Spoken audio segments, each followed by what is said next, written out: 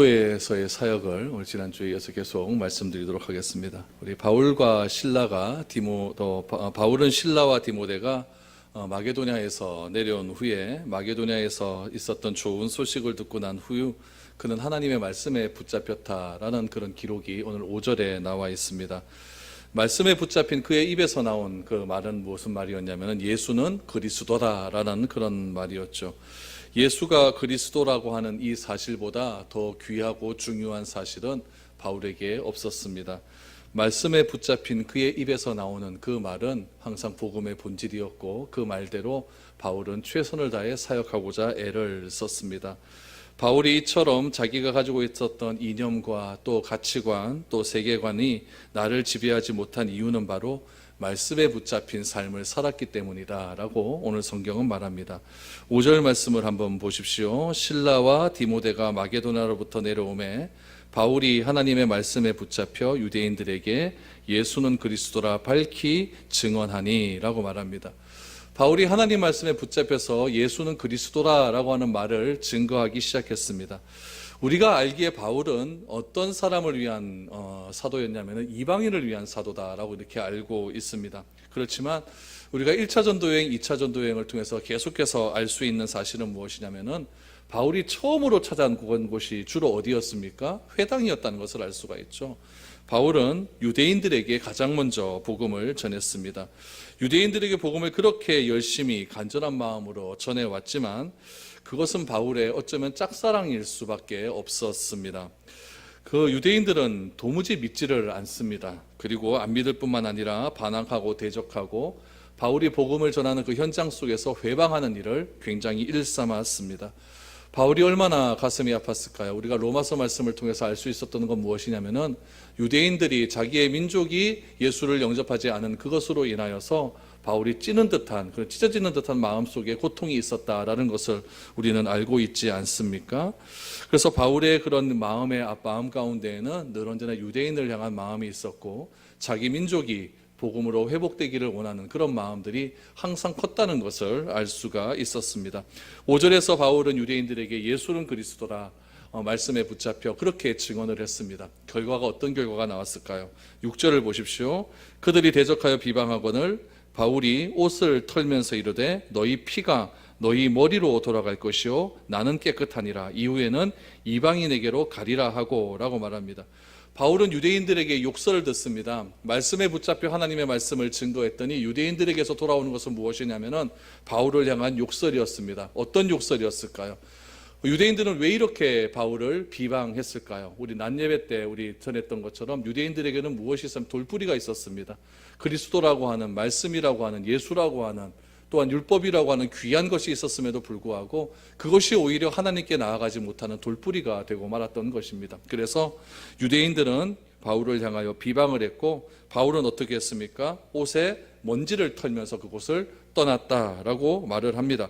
그리고 하는 말이 무엇입니까? 6절 말씀을 보십시오. 나는 너희의 피에 대하여 깨끗하다. 너희 피는 너희에게로 돌아갈 것이다. 나는 이방인에게로 가겠다. 한마디로 정리하면 뭡니까? 내 책임 없다는 얘기입니다. 자기는 최선을 다했다는 이야기입니다. 여러분 이 말씀에 대한 배경을 이해하려면 에스겔 말씀을 좀 봐야 됩니다. 에스겔 33장 4절에서 6절 말씀을 한번 보시기를 바랍니다. 조금 길지만 여러분 에스겔 33장 4절에서 6절 말씀을 읽으면은 오늘 본문의 6절 말씀이 이해가 됩니다. 우리 4절부터 6절까지 한번 읽어보겠습니다. 시작. 그들이 나팔 소리를 듣고도 정신 차리지 아니하므로 그 임하는 칼에 제거함을 당하면 그 피가 자기의 머리로 돌아갈 것이라. 그가 경고를 받았던들 자기 생명을 보전하였을 것이나 나팔 소리를 듣고도 경고를 받지 아니하였으니 그 피가 자기에게로 돌아가리라. 그러나 칼이 임함을 파수꾼이 보고도 나팔을 불지 아니하여 백성에게 경고하지 아니하므로 그 중에 한 사람이 그 임하는 칼에 제거당하면 그는 자기 죄악으로 말미암아 제거되려니와 그 죄는 내가 파수꾼의 손에서 찾으리라. 아멘. 무슨 말입니까?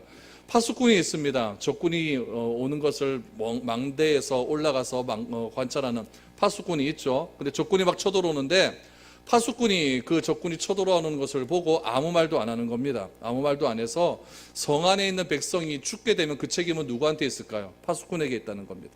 근데 파수꾼이 열심히 말을 하는 거죠. 적군이 쳐들어온다, 피해라, 피해라 라고 했음에도 불구하고 백성들이 또 그 말을 듣고 피하지 않게 된다면 그 책임은 누구에게 있냐면은 백성에게 있다는 이야기입니다. 오늘 바울은 이런 배경하에서 이런 얘기를 하는 겁니다. 나는 유대인들에게 열심히 복음을 전했다는 겁니다. 전했음에도 불구하고 그들이 복음을 받아들이지 않자 바울이 하는 행동은 무엇이냐면 옷을 털면서 너희의 피는 너희 머리로 갈 것이다. 내 책임은 없다라고 말을 하면서 이제는 나는 이방인에게로 가겠다라고 선언을 하고 유대인에게서 떠나는 그런 장면을 보게 됩니다.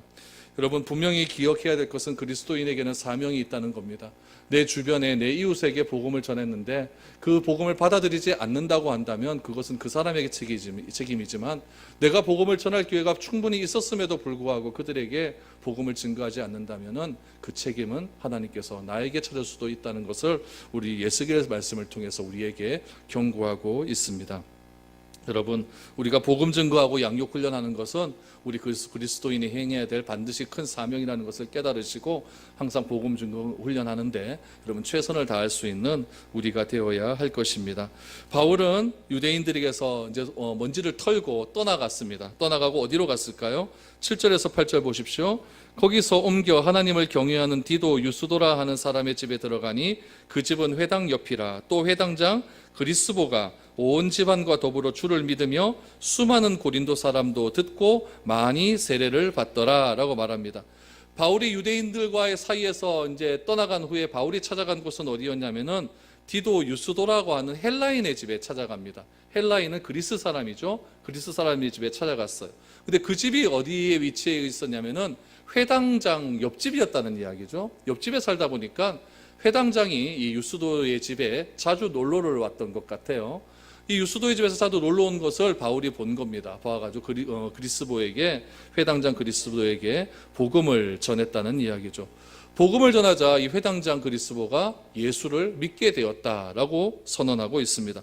특별히 여러분 8절 말씀해 보니까 회당장 그리스보가 온 집안과 더불어 주를 믿었다라고 말을 합니다. 한 사람이 복음을 듣게 되니까 그 집안이 다 예수를 믿게 되었다라고 말을 합니다. 사도행전은 분명히 얘기하죠. 주 예수를 믿으라 그리하면 너와 내 집이 구원을 얻을 것이다 라고 말을 합니다. 사도행전에서 한 사람이 예수를 믿었는데 그 온 집안 사람들이 다 예수를 믿었다는 경우는 몇 가지 예에서 우리가 알 수가 있습니다.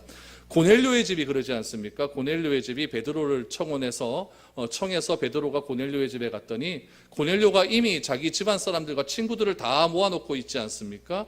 그때 베드로가 복음을 증거했더니 고넬료의 집안 사람들이 다 예수를 믿었고 고넬료가 초대한 사람도 다 예수를 믿어서 그 자리에서 세례를 준 일이 있습니다. 또 한 군데의 사건은 언제 있었냐면 바울이 빌립보에서 복음을 증거하다가 빌립보 감옥에 갇히게 됩니다. 감옥에 갇혀서 바울이 그곳에서 신라와 함께 찬양을 불렀는데 그때 땅이 흔들리고 옥문이 열리는 사건이 일어나지 않습니까? 그때 그 바울을 지켰던 간수가 바울에게 벌벌 떨면서 이야기합니다. 내가 어떻게 해야 구원을 얻으리까? 라고 말을 합니다. 그때 바울이 전한 메시지는 예수를 믿으라고 하는 그런 복음의 메시지였습니다. 그 간수 집에 가서 복음을 전했더니 그 간수와 모든 가족이 예수를 믿게 되었다라고 하는 기사도 사도행전 16장 말씀에 나오고 있습니다. 오늘 본문에 보면 한 사람이 예수를 믿었는데 그 한 사람으로 인하여서 온 집안이 예수를 믿었다는 사건이 또 등장을 하게 됩니다. 그 사람이 누굽니까? 회당장입니다. 유대인이죠. 회당장 그리스보라고 하는 사람인데 이 한 사람의 영향력이 어디까지 미쳤느냐? 8절을 다시 보십시오. 회당장 그리스보가 온 집안과 더불어 주를 믿으며, 그 다음이 중요하죠. 수많은 고린도 사람도 듣고 세례를 받았다라고 말을 합니다. 누구의 영향력입니까? 그리스보의 영향력입니다.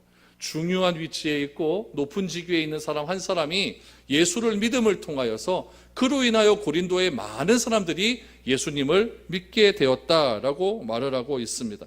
물론 고린도 안에서 예수님을 믿게 된 이유가 그리스도 때문이다라고 말을 하긴 어렵겠지만은 그와 그 집이 다 예수를 믿게 되었고 그 주변에 있는 많은 고린도 사람들이 예수를 믿게 되었다는 사실은 굉장히 우리에게 중요한 메시지를 주고 있다는 이야기입니다.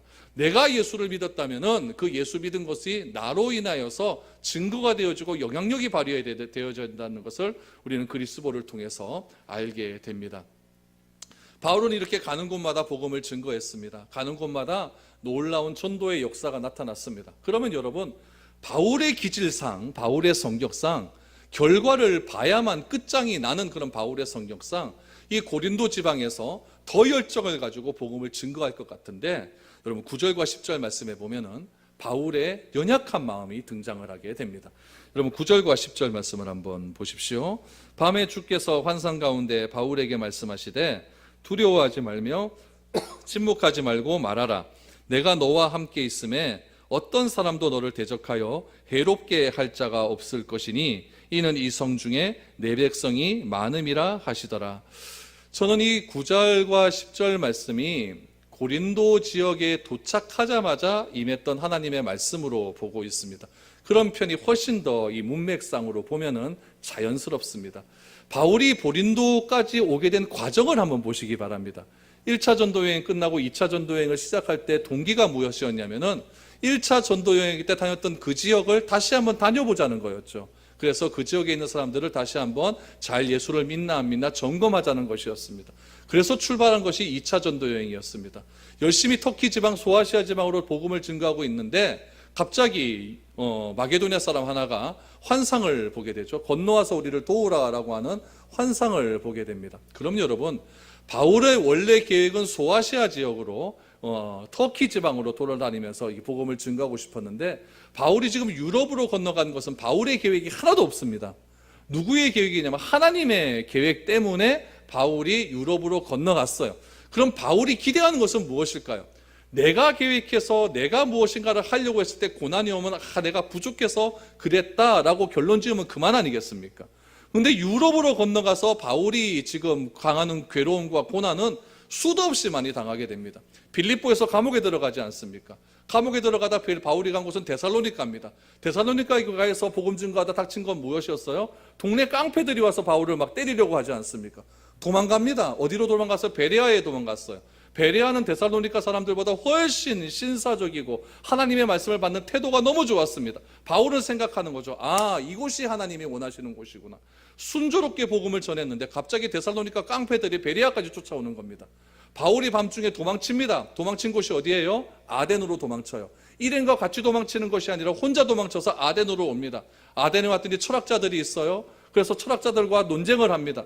논쟁을 하는 중에 바울이 자기 자신에 의해서 지금 고린도로 온 것이 아니라, 우리 지난주 고린도에 오게 된 과정을 말씀드릴 때 바울이 떠났다라는 것이 수동적으로 떠났다는 것이 아닙니까? 그렇죠? 자기의 능동적으로 떠난 것이 아니라 수동적으로 떠나서 고린도로 왔습니다. 그러면은 바울의 마음 가운데는 어떤 마음이 있어야 되냐면은, 내가 지금 유럽으로 온 것은 내게 포기하고 온 것이고 하나님 말씀에 순종해서 왔다고 한다면 내 삶 속에는 고난이 없는 게 정상입니다.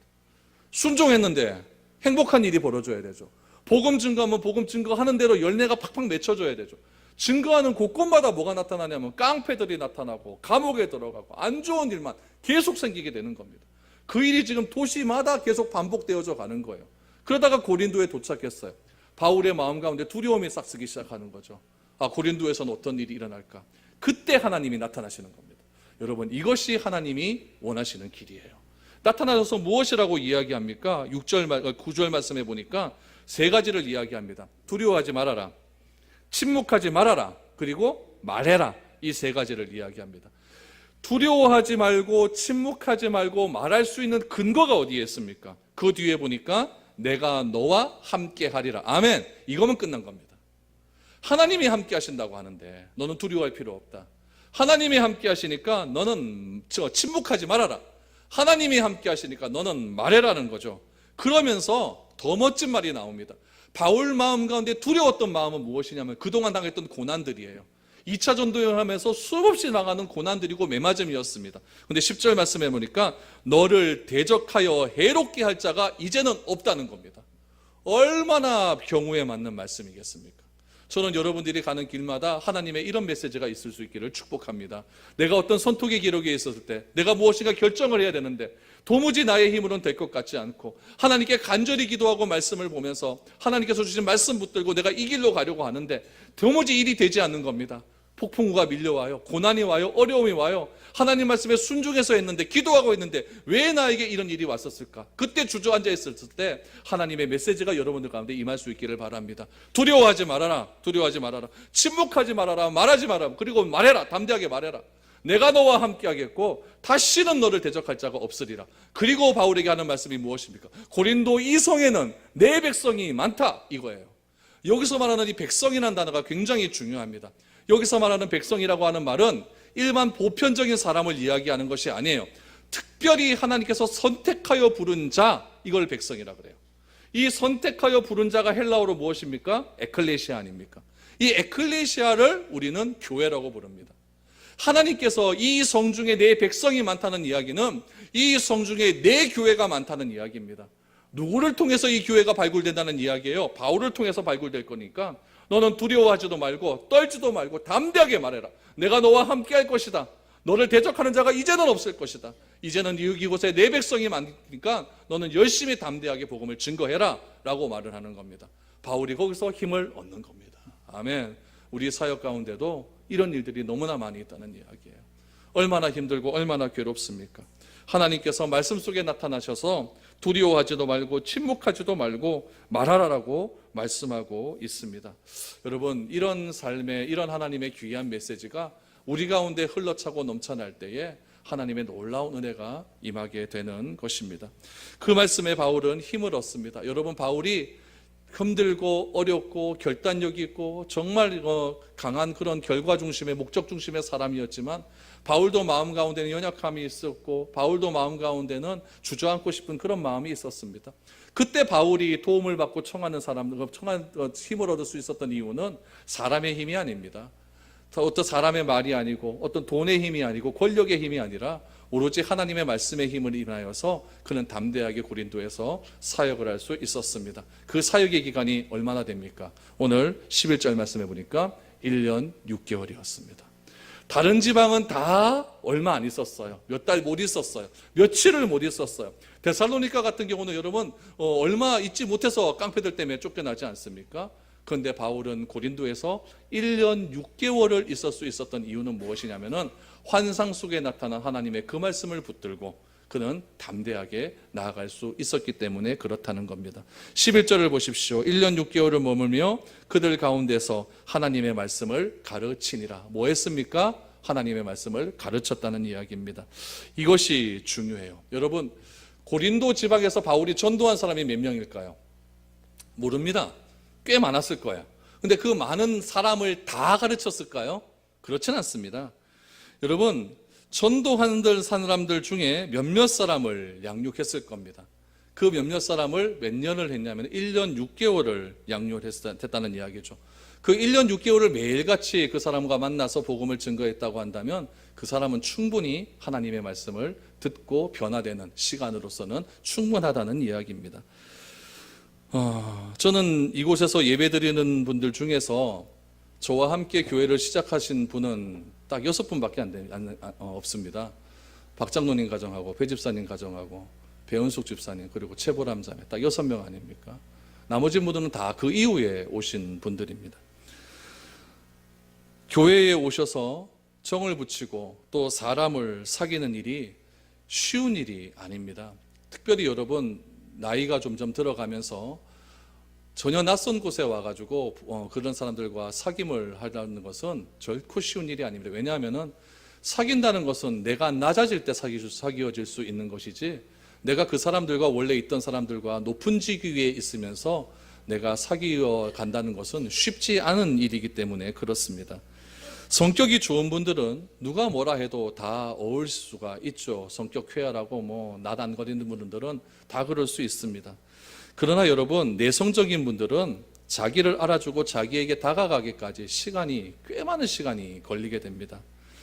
저는 바울의 경험을 통해서 여러분들에게 권면하고 싶습니다. 그것은 무엇이냐면은 바울이 1년 6개월 동안 머물면서 열심히 복음을 증거하고 그 가운데서 몇몇 사람들을 뽑아서 하나님의 말씀을 가르치고 배웠다고 하는 그 자체 속에서 여러분들이 서로 교회에서 양육을 받는 일에 최선을 다했으면 좋겠습니다. 왜 그러냐면은 서로 만나 얼굴을 익히고 말씀을 공부하고 그 말씀대로 우리가 살아가려고 애쓰는 일들은 너무나 중요한 일이기 때문에 그렇습니다. 120년 전에 선교사들이 우리 한국 땅에 왔습니다. 한국 땅에 와서 얼마나 많은 사람들에게 복음을 증거했겠습니까? 그러나 그 많은 사람들 중에서 선교사들에 의해서 말씀으로 양육된 사람은 그렇게 많은 숫자가 아닙니다. 그러나 120년이 지난 이후에 한국 땅에 얼마나 많은 그리스도인들이 배출되었습니까? 어디 가서든지 말씀을 배우고 익히고 공부하며 그 말씀을 내 마음속에 받아들여 믿음이 자라나게 되면 그 사람이 하나님의 백성이 되는 겁니다. 우리 교회 성도님들이 다 하나가 될 수 있는 방법은 다른 방법이 없습니다. 말씀으로 하나 되는 방법, 그거밖에 없습니다. 우리 교회가 추구하는 방향성이 무엇이고 어떤 교회가 진짜 참된 성경적인 교회이고 그 교회를 우리가 이루기 위해서 과연 무엇을 해야 되는가, 그 교회론적인 그런 바탕을 기초로 해서 하나가 되지 않는다면은 우리는 또 철새적인 교인이 될 수밖에 없는 것입니다. 여러분, 우리가 서로 함께 양육하고 서로 하나님의 말씀을 배우며 그 말씀 속에서 익혀 나아갈 때에 우리는 진정한 그리스도인, 참된 교회가 될 수가 있는 겁니다. 고린도 교회는 그렇게 조금씩 하나님을 알아가기 시작했다는 겁니다. 왜 바울이 고린도 교회에서, 고린도 지방에서 1년 6개월 동안 머물면서 그렇게 하나님의 말씀을 전했을까요? 바로 그 성 가운데 하나님의 백성이 많다고 하는 그런 하나님의 메시지를 그는 분명히 확신했기 때문에 그렇습니다. 고린도가 얼마나 타락한 도시입니까? 음란한 도시입니다. 패역한 도시입니다. 그런데 그 음란하고 타락하고 우상 숭배하고 패역한 가운데에서도 아직도 주님의 복음을 듣지 못해서 하나님을 알지 못한 자가 그렇게 많이 있었다는 겁니다. 하나님은 요나에게 말씀하십니다. 니느웨 성에 사는 12만 명의 니느웨 성 사람들을 불쌍히 여기셨다고 말을 합니다. 하나님의 백성은 내가 가는 곳곳마다 너무나 많이 있습니다. 북한 땅에도 있겠죠. 15억의 중국 땅에도 있겠죠. 저 브라질 땅에도 있겠죠. 너무나 많은 곳에 내 백성 중에는, 이 성 중에는 내 백성이 많다라고 하는 하나님의 메시지는 분명히 전파되고 있다는 이야기입니다. 여러분 특별히 보십시오. 1년 6개월 이 숫자에 여러분 주목을 해보시길 바랍니다. 그런데 중요한 것은 1년 6개월 때문에 복음이 있는 것이 아니라 복음 때문에 1년 6개월이 있다는 이야기입니다. 왜 우리가 이 사도행전을 공부해야 됩니까? 사도행전을 공부하면서 우리가 알게 되는 그런 분명한 사실은 무엇입니까? 내 진정한 본업과 부업이 무엇인지 알게 된다는 겁니다. 우리는 여기서 주목할 때 무엇을 주목하냐면은 바울이 2차 전도 여행하는 중에 고린도에서 제일 오랜 시간을 버티고 있었구나. 1년 6개월을 버티고 있었구나. 이 1년 6개월이라는 시간에 주목을 하지만 하나님은 지금 1년 6개월이라는 시간에 주목을 하는 것이 아니라 복음을 전하고 그 복음 때문에 양육되어져 가는 사람이 변화되어지기까지에 걸린 시간이 1년 6개월이라는 것을 강조하고 싶은 것입니다. 우리가 금방 변화되는 것 아니죠. 금방 내가 하나님을 말씀을 아는 것도 아닙니다. 고린도 지방에서 복음을 증거하고 하나가 되기까지 1년 6개월의 시간이 걸렸다고 한다면 우리 미래로 교회는 과연 얼마나 시간이 걸릴 수 있을까요? 평생 가도 안 될 수 있는 것 아니겠습니까? 그렇기 때문에 우리가 매일같이 모여서 하나님 말씀 배우고 또 그 말씀대로 살려고 노력하려는 그런 마음 가운데 하나님은 우리 교회를 축복하시고 우리 교회 가운데 하나님께서 놀라운 일들을 행하여 주실 줄 믿습니다. 바울은 이렇게 고린도에서 1년 6개월을 버텼고 3차 전도에 가면 에베소라는 곳으로 갑니다. 에베소에서는 3년을 버티지 않습니까? 그러면서 바울은 여러 가지 복음 증거의 사역을 행하기 시작합니다. 12절에서 13절까지의 말씀을 보시면은 한 가지 고린도에서 있었던 에피소드가 나옵니다. 이것을 제가 본문으로 정하지 않았는데 오늘 이 말씀을 드리는 까닭은 무엇이냐면은 이 에피소드 두 가지가 고린도 지방에서 복음을 증거하는데 굉장히 유리한 쪽으로 되었기 때문에 이 말씀을 잠깐 여러분들에게 말씀드리겠습니다. 12절 13절을 보십시오. 갈리오가 아가야 총독되었을 때에 유대인이 일제히 일어나 바울을 대적하여 법정으로 데리고 가서 말하되 이 사람이 율법을 어기면서 하나님을 경외하라고 사람들을 권한다 하거늘. 바울이 고린도에 있을 때 한 가지 사건이 소개되죠. 여러분 여기 보니까 아가야라고 하는 사람이 나옵니다. 이 아가야라고 하는 사람은 누구냐면은 네로 황제 아시죠?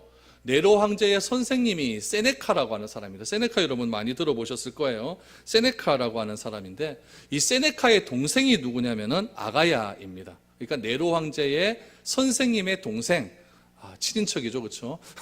선생님의 동생이 아가야라고 하는 사람인데, 갈리오라고 하는 사람인데, 이 갈리오가 아가야 지방에 총독이 되었다라고 하는 이야기입니다. 아덴과 고리운도가 위치한 지역이 아가야 지방이죠. 근데 유대인들이 바울을 갈리오에게 고소를 합니다. 무엇을 가지고 고소를 하냐면은 복음을 전하는 일 때문에 고소를 하는데, 오늘 낮에 여러분 말씀 들었던 것과 잘 비교하면서 생각을 해보십시오. 13절 말씀해 보니까 이 사람이, 바울이 율법을 어기면서, 율법을 어긴다는 거 보면 종교적 행위를 이야기하죠. 종교적 행위를 어기면서, 다시 말하면 할례라고도 볼 수 있습니다. 율법을 어기면서 하나님을 경외하라고 사람을 권한다라고 이 사건을 가지고 지금 갈리오에게 가가지고 고소고발을 해버린 거예요. 그러면 이건 무슨 말이냐면은, 바울은 십자가와 부활을 증거하는 사람 아닙니까? 율법으로는 구원을 받지 못한다고 말을 하는 사람입니다. 그런데 이 유대인들은 무엇으로 구원을 받아야 되냐면은 할례를 받아야 구원을 받는 거죠. 그렇기 때문에 이 바울이라고 하는 사람이 율법을 어기면서 지금 사람들을 현혹케 한다, 하나님을 믿으라고 한다, 이렇게 고소고발을 했던 거예요. 그랬더니 이 갈리오가 하는 말이 고린도 지방의 복음을 전하는데 아주 중요한 판결이 된다는 겁니다. 14절 15절을 보십시오. 바울이 입을 열고자 할 때, 바울이 변명한다는 거죠. 갈리오가 유대인들에게 이르되, 너희 유대인들아, 만일 이것이 무슨 부정한 일이나 불량한 행동이었으면 내가 너희 말을 들어주는 것이 옳거니와, 만일 문제가 언어와 명칭과 너희 법에 관한 것이면 너희가 스스로 처리하라. 나는 이런 일에 재판장 되기를 원하지 아니하노라 라고 말을 합니다. 고소를 했더니 기각이 됐습니까? 그것을 승소했습니까? 기각이 된 거예요. 기각을 한 이유가 무엇이냐면은 이 갈리오가 한 말이 기가 막힙니다. 보십시오. 무슨 바울이 불량한 행동을 했거나 말로써 죄를 지었거나 행동으로 죄를 지었으면은 내가 너희에게 로마의 법을 들고 판결을 할 것인데, 바울이 지금 하는 일들은 무엇이냐면 너희 법에 관한 것이라고 합니다. 너희 법은 무엇입니까? 유대인들이 믿는 율법에 관한 거예요. 율법에 관한 것이라면은 너희 율법대로 처리하라는 거예요. 로마의 법이 관여한다 안 한다? 안 한다는 이야기입니다. 그러니까 나는 이 일에 재판장 되기를 원하지 않으니까 너희 마음대로 하라라는 이야기예요. 그래서 이 일이 왜 그렇게 중요하냐면은 바울이 고린도에서 복음을 증거할 때 고린도에서 복음 증거하는 것 때문에 반대하는 사람들이 있었다는 얘기가 없었다는 이야기예요. 있었다는 이야기죠. 그거 갖고 계속 고소고발이 들어가는데 바울의 판례가 이제 더 이상 고소고발을 못하는 판례가 되었다는 이야기죠. 갈리오가 나는 이 일에 나는 상관이 없다. 너희 종교적인 문제는 너희끼리 해결해야 되지. 왜 그 문제를 갖고 사회법 갖고 가려고 하느냐. 이렇게 판결을 해보니까 바울이 고린도에서 복음을 증거하는데 너무나 유익한 일이 되었다는 이야기예요. 그러면서 16절 17절을 보십시오. 그들을 법정에서 쫓아내니 모든 사람이 회당장 소스데네를 잡아 법정 앞에서 때리니 갈리오가 이 일을 상관하지 아니하니라. 여러분 보십시오. 기독교는 유대교의 한 부분으로 생각을 했습니다. 그러니까 유대교의 법을 가지고 기독교를 판단해라라고 그렇게 갈리오가 판결을 내린 거예요. 그 이후에 어떤 일이 있었냐면은 회당장 소스데네를 잡아서 법원으로 데리고 왔어요. 아까 회당장 누구였죠? 그리스보였죠. 그리스보 다음에 회당장 된 사람이 누구예요? 소스데네예요. 근데 소스데네도 예수를 믿었다는 이야기죠. 예수를 믿어갖고 유대인들이 소스데네를 잡아서 법정 앞에 세웠어요. 세운 다음에 어떻게 합니까? 유대인들이 회당장 소스데네를 때렸다는 이야기죠. 때렸는데 갈리오가 이 때림의 문제를 상관했다 안 했다? 안 했다는 이야기예요. 왜 안 했을까요? 너희 문제 너희가 해결하라는 거예요. 너희가 지금 유대교의 문제를 가지고, 종교적인 문제를 가지고 이 소스데네를 때린 것을 가지고 로마의 법 갖고 상관하지 나는 않겠다.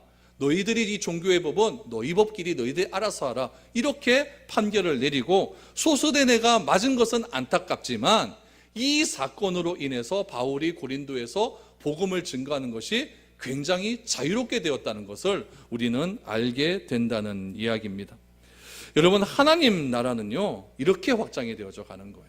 한 사람이 힘들고 어려운 사건들이 있었지만 하나님의 음성을 듣고 회복이 되어서 열심히 복음을 증거하고, 그런 모든 일들 속에서 여러 가지 사회적에 일어나는 여러 가지 전환들이 복음을 전하는 쪽으로 유리한 쪽으로 자꾸 가게 하나님께서 만들어 주셨다는 이야기죠. 그러므로 바울이 아시아로 가지 않고 유럽으로 가서 하나님 말씀에 순종하며 따라간 것은 이것이 바로 하나님의 뜻이었다는 것이 결국 나중에 보면 합력하여 선을 이루시는 하나님의 일이라는 것을 우리가 알게 되는 것이죠. 여러분, 이러한 놀라운 능력이 우리 교회도 동일하게 일어났으면 좋겠습니다. 바울은 자신의 삶의 목적이 주체가 아니라 하나님의 나라와 교회와 하나님의 그 뜻을 위한 목적을 가지고 순종하는 마음으로 나아갔을 때 비록 자기에게 어려운 고난이 있고 힘든 일이 있다 할지라도 그것으로 인해 낭망하지 않았습니다. 더 하나님의 말씀을 붙들고 최선을 다하는 삶을 살았을 때 그 가운데서 하나님께서 놀라운 역사를 이루어가게 되었죠. 여러분 삶들 가운데서도 이런 일들이 많이 경험되어지므로 능력 있는 그리스도인으로서 책임감 있게 그리스도인의 모든 사역을 감당해낼 수 있는 저와 여러분들이 되어야 될 줄로 믿습니다. 이렇게 고린도에서의 사역이 마무리가 되어지게 됩니다. 기도드리겠습니다. 하나님 감사합니다. 힘들고 어려운